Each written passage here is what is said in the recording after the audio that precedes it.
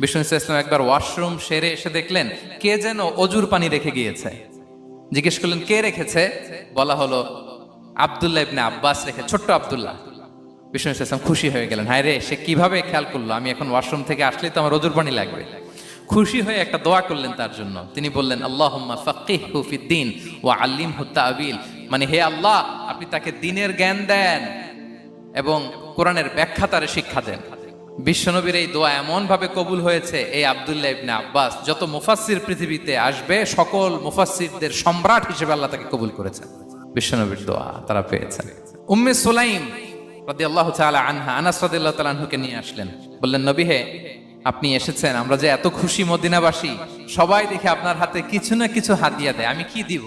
কিছু দেয়ার নাই, কিছু দেয়ার নাই, আমি গরিব মানুষ, আমি আমার নার ছেঁড়া ধন, কলিজার টুকরা আনাস, আমার শিশু সন্তানটারাই আপনারে হাদিয়া দিয়ে দিলাম।